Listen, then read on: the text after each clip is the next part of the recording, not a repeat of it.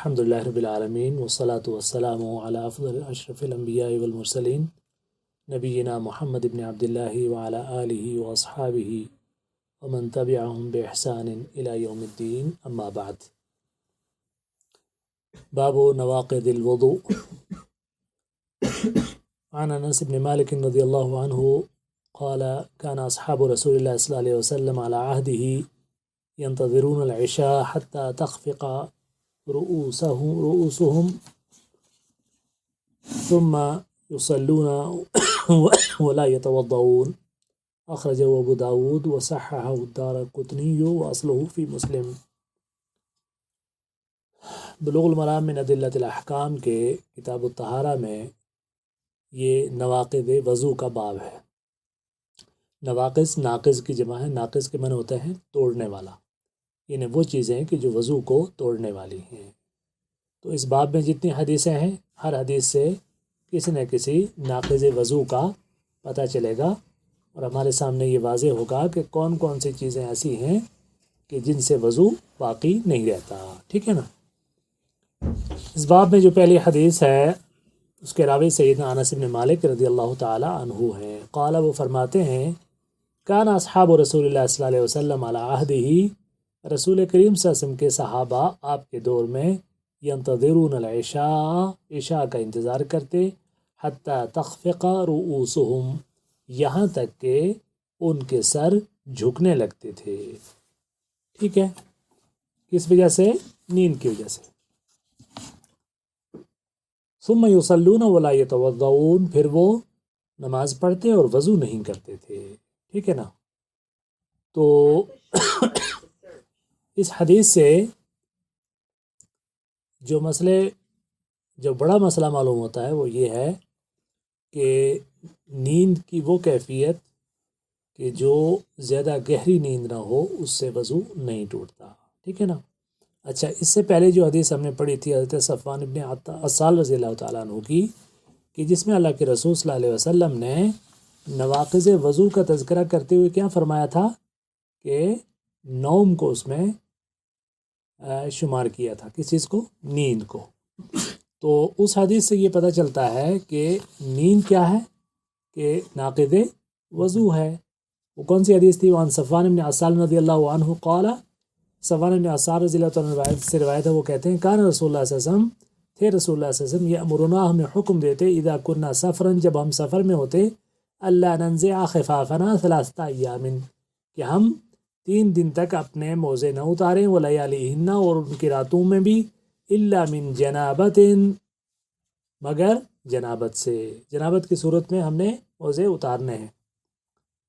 اچھا، ولیکن من غائط و بول و نوم، البتہ اگر پیشاب پاخانہ یا نیند ہو تو بہرحال ہم نے وضو تو کرنا ہے لیکن موزے نہیں اتارنے. تو حضرت صفوان بن عسال کی اس روایت سے یہ پتہ چلتا ہے کہ نیند کیا ہے؟ ناقض وضو ہے.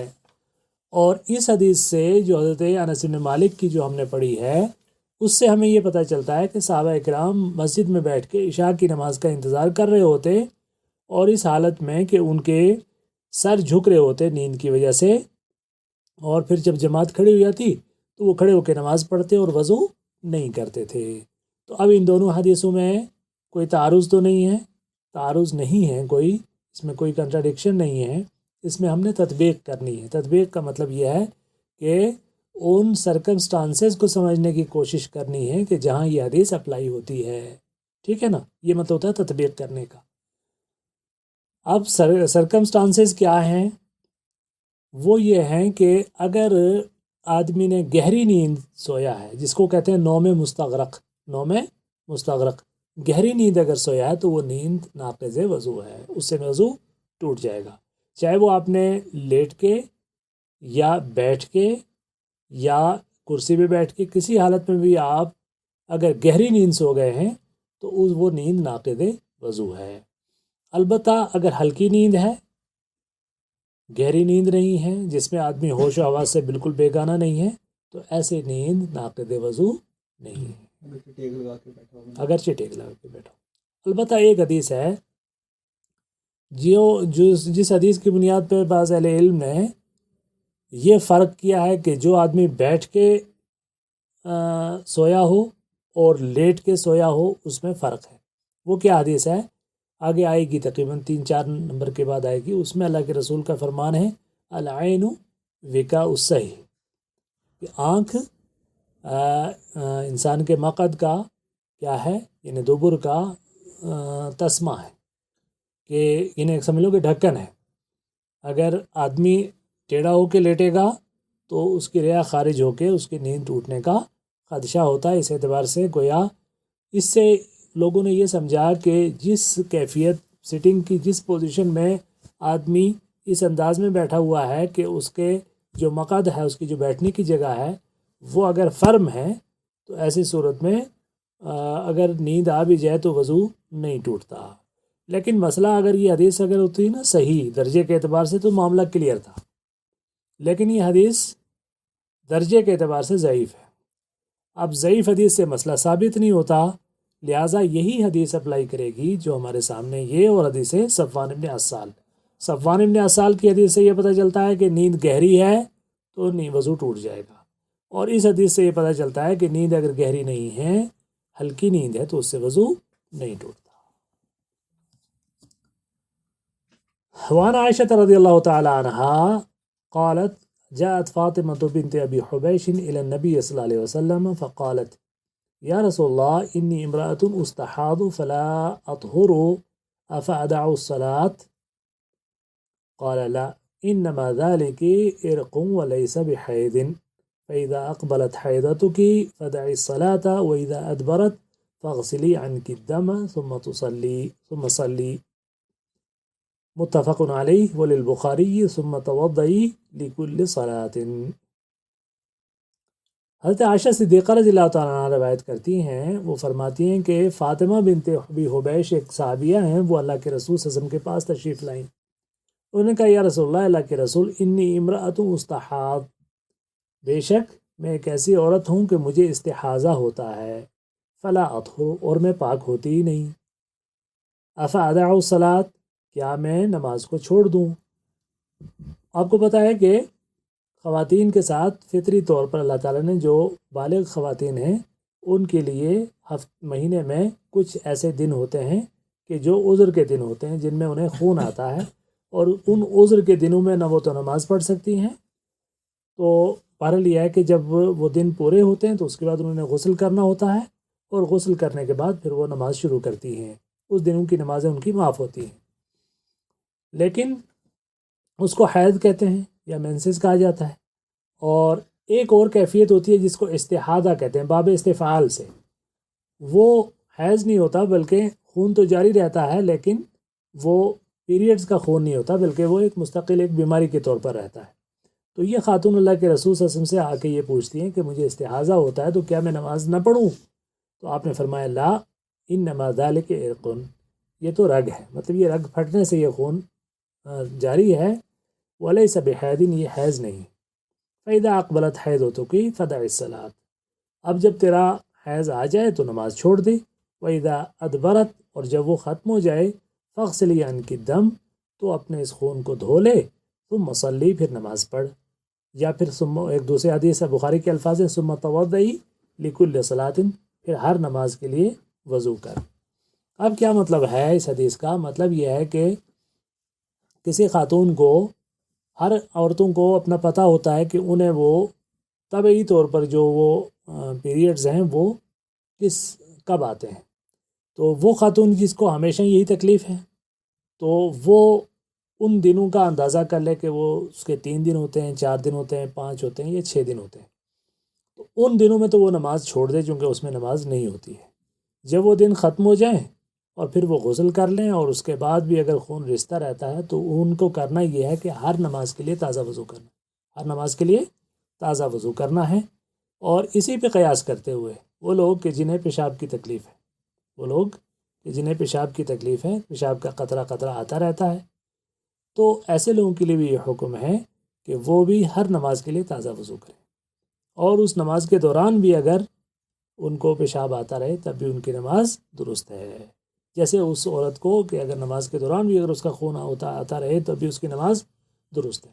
اسی طریقے سے کچھ لوگوں کو گیس کی تکلیف ہوتا ہے، گیس پاس مسلسل ہوتی رہتی ہے، تو ان تکلیفوں سے اللہ تعالیٰ بچا کے رکھے۔ تو اگر کسی کو ایسی ہی تکلیف ہے تو اس کے لیے بھی یہی حکم ہے کہ وہ بھی ہر نماز کے لیے تازہ وضو کرے، اور اس دوران اگر اسے وہ کیفیت جاری بھی رہے تب بھی اس کی نماز درست ہے۔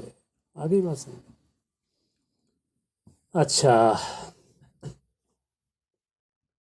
وعن علی بن ابی طالب رضی اللہ تعالیٰ عنہ، روایت ہے سیدنا علی بن ابی طالب رضی اللہ تعالیٰ عنہ سے، قال، وہ فرماتے ہیں، کنت رجلا مذاء فأمرت المقداد أن يسأل النبي صلى الله عليه وسلم فسأله فقال فيه الوضوء، متفق علیہ واللفظ للبخاری۔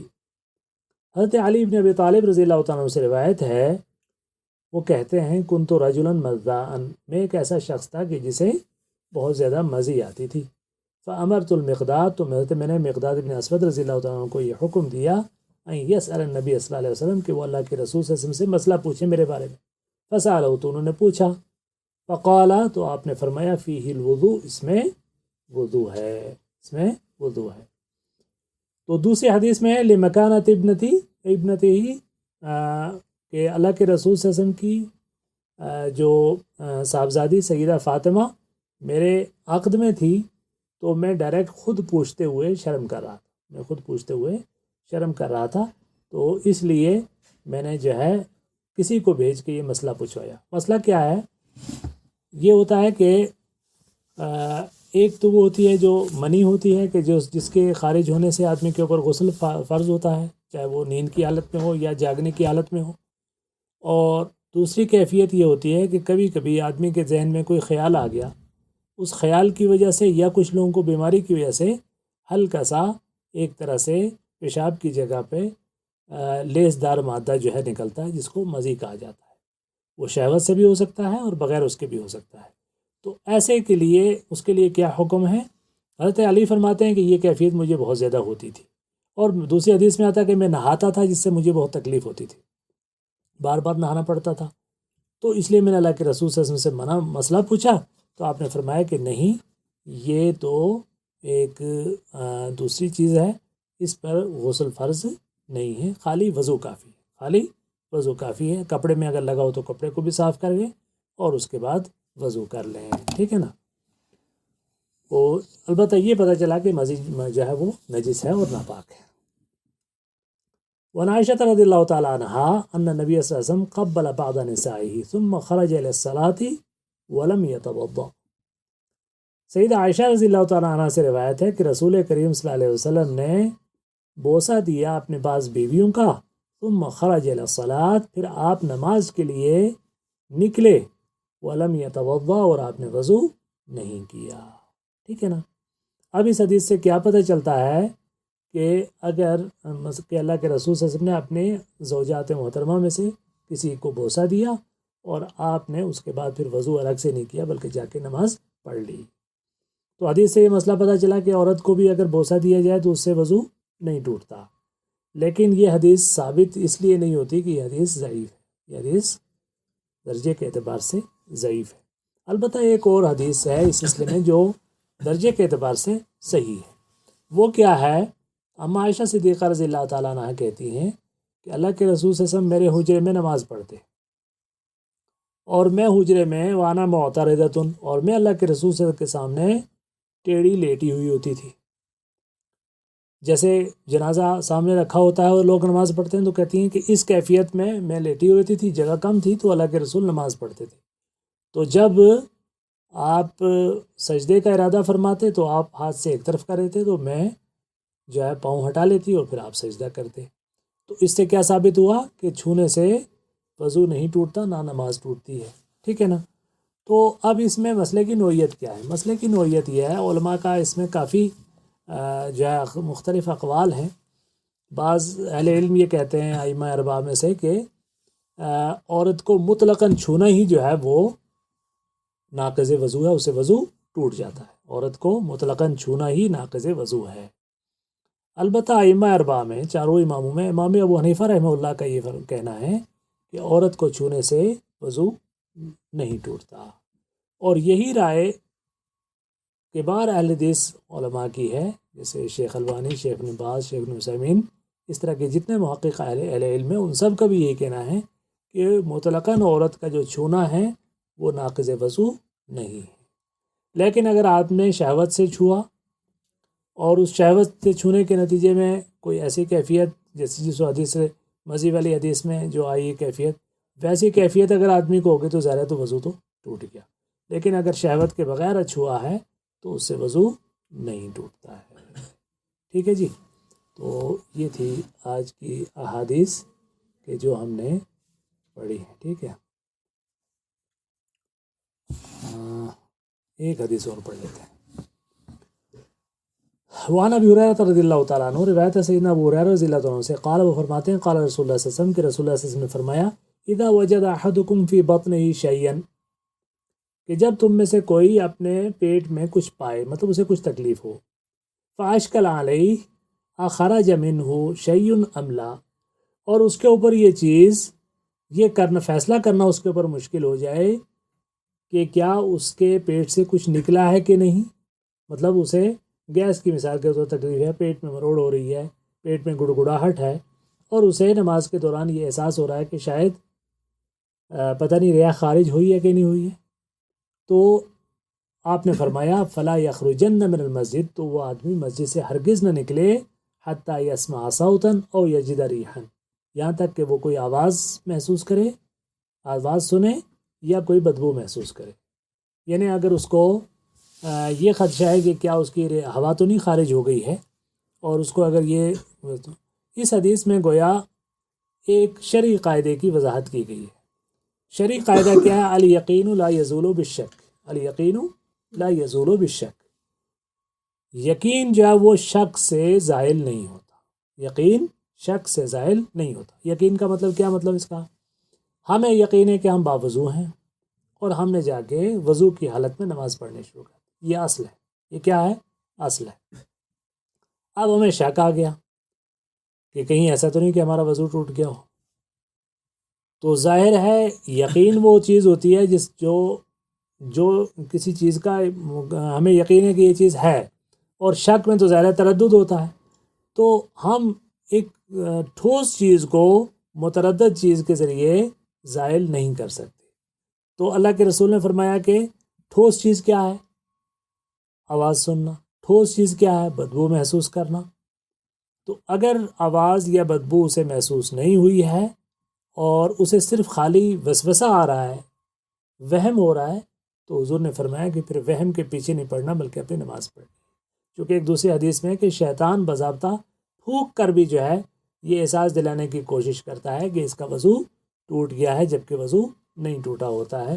تو گویا وسوسے کو اور وہم کو پیچھے کرنا ہے، یقین کی بنیاد پر نماز پڑھنی ہے. ٹھیک ہے نا؟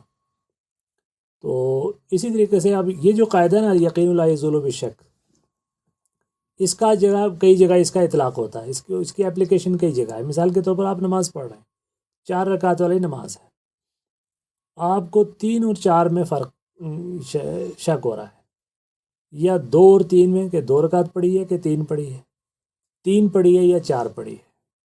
اب یہاں پر یقین پہ بنا کرنا ہے. یقین پہ بنا کرنے کا مطلب کیا ہے کہ آپ کو یہ تو یقین ہے کہ آپ نے 3 پڑھ لی ہیں، چوتھی میں شک ہے نا، شک کو ختم کر دیجئے، آپ جو ہے چوتھی پڑھ لیجئے. اسی طریقے سے آپ طواف کر رہے ہیں، اور طواف میں جو ہے اکثر یہ وہاں آدمی بہت بولتا ہے کہ چھٹا جو ہے وہ چکر ہے کہ 7واں چکر ہے، تیسرا ہے کہ چوتھا ہے. تقریباً چوتھے چکر کے بعد بندے بولنے لگ جاتے ہیں. تو اس میں بھی بنا علی الاقل یہ ہوتا ہے کہ صاحب آپ نے یقین پہ بنا کرنی ہے کہ 3 کا تو ہمیں پکا ہے، اب چوتھے میں شک ہے تو ہم وہاں شک رفع کر دیتے ہیں. وہاں پر یہ قاعدہ اپلائی ہوتا ہے. تو اس طریقے سے ہم نے اس حدیث سے ہمیں یہ پتہ چلتا ہے کہ یقین جو ہے وہ شک کو یقین جو ہے وہ شک کے ذریعے زائل نہیں ہوتا ہے. یقین اپنی جگہ ہے. تو کسی آدمی کو بھی ایسی کیفیت محسوس ہو تو وہ نماز کو جاری رکھے، الا یہ کہ اسے پورا یقین ہو جائے کہ اس کا وضو ٹوٹ چکا ہے تو وہ نماز توڑ کر جا کر اپنی نماز کو مکمل کرے. ٹھیک ہے جی. کسی بہن نے سوال پوچھا آج کے کل کے درس میں کہ جو کوئی حجاب وغیرہ کیا ہو تو اس کے اوپر مسح کر سکتی ہے. حجاب کے اوپر مسح کرنے کا وہی مسئلہ ہے نا کہ وہ اپنی پیشانی کے کچھ حصے کو چھوئے گی اور اس کے بعد حجاب کے اوپر جو ہے مسح کرے گی. تو یہ کیفیت ہوگی اس کی. سبحانک اللہم و بحمدک نشہد ان لا الہ الا انت نستغفرک و نتوب الیک وصلی اللہ علی النبی.